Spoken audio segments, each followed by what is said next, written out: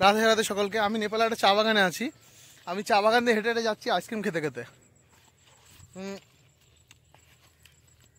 নেপালের আইসক্রিম ঠিক আছে, মোটামুটি খারাপ না, ভালো।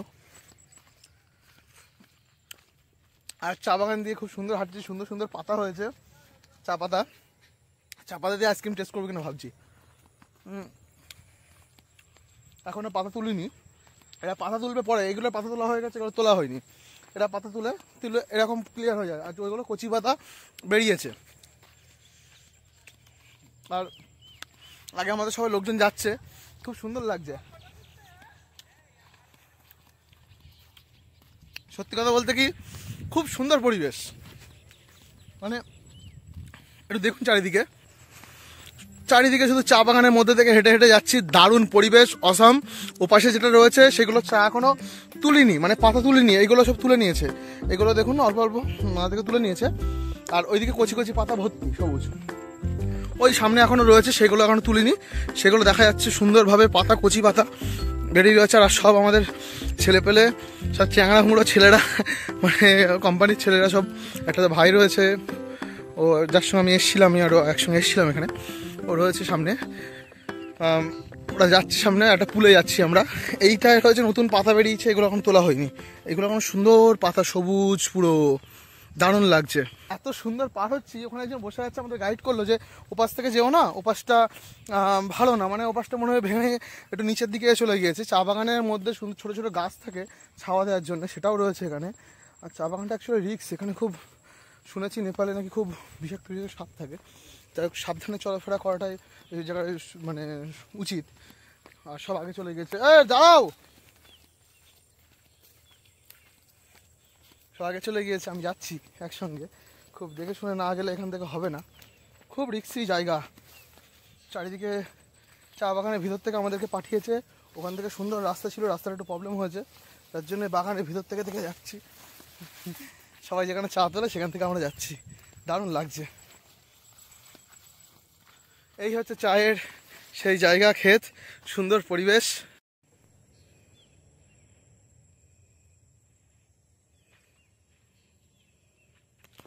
অসম পরিবেশ চায়ের বাগানে, দারুণ লাগছে। মানে শুধু চা আর চা। এখানে সত্যি কথা বলতে কি, চায়ের ব্যবসা প্রচণ্ড পরিমাণে হয়। মানুষ আমাদের যেমন ইন্ডিয়াতে ওয়েস্ট বেঙ্গলের দিকে বেশিরভাগ ধান চাষ, গম, এটা ওটা চাষ হয়, সবজি। আর এখানে চাষ হয় হচ্ছে চা। চায়ের প্রফিটটা বেশি। আর চা খুব সুন্দর হয় এখানকার আবহাওয়া পরিবেশের জন্য। জল না ধরলেই সেখানে সবসময় চা ভালো হয়। গোড়ায় জল টল নেই, গোড়াটা এই জন্য শুকনো। আর চা গাছের গোড়াগুলো খুব মোটা মোটা সুন্দর হয়।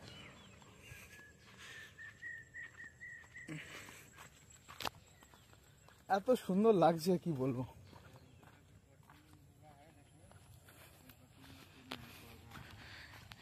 এটা হচ্ছে নতুন পাতা, এখনো কাটা হয়নি। এগুলো কাটা হয়নি, এই পাশে কাটা হয়ে গেছে। এই পাতাগুলো তোলা হয়ে গিয়েছে।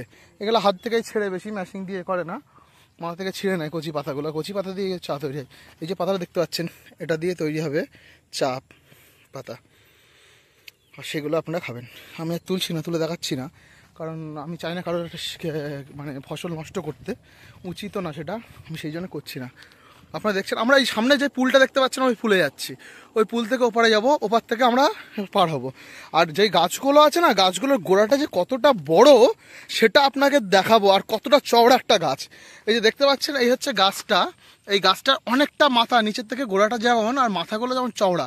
মানে একটা গাছ পরিপূর্ণ হতে গেলে মিনিমাম 4-5 বছর তো লাগেই।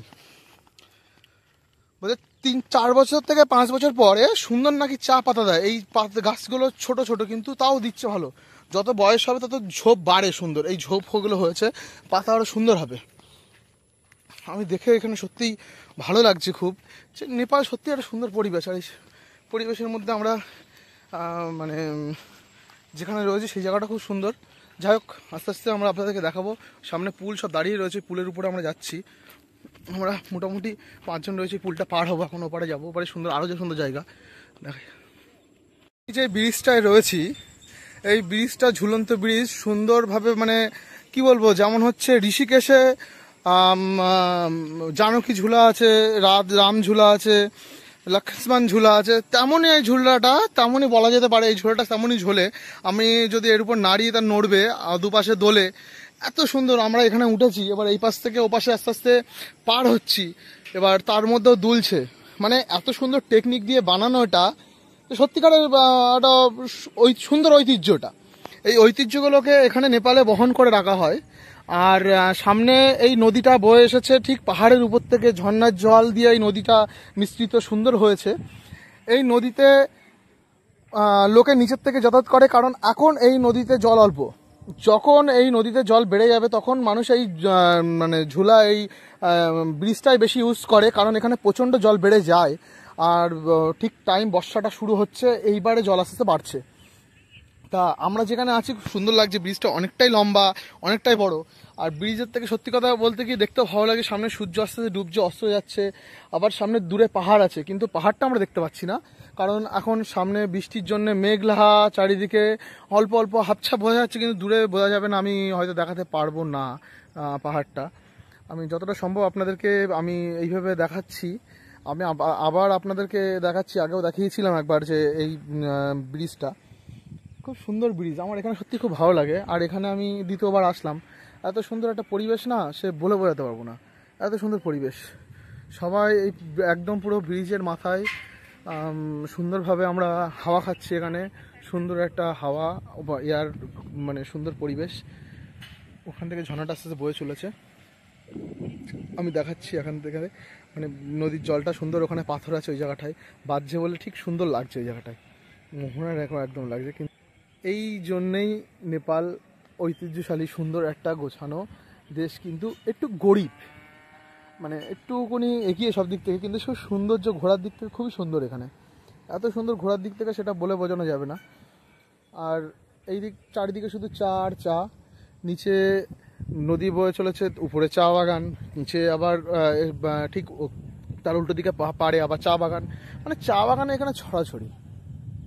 দেখুন এখানকার পরিবেশ আস্তে আস্তে।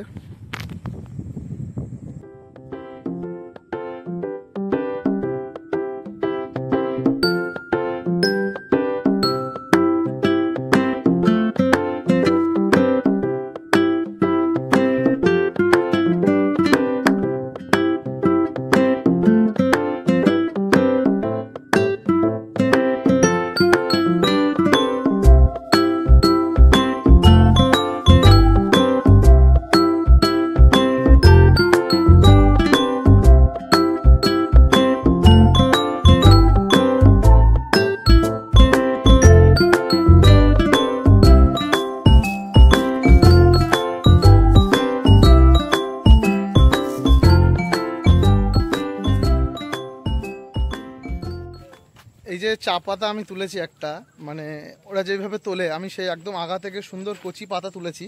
কারণ একটুকুনি আমি দেখছিলাম যে পাতাটা ছিঁড়বো না, ছিল তাকে দেখলে গোড়া শুদ্ধি ছিলাম, লোক ছিল না, যদিও কেউ নেই এখানে, খুব একটা পাহারা দেয় না, লোকে দেখলে কিছু বলে না।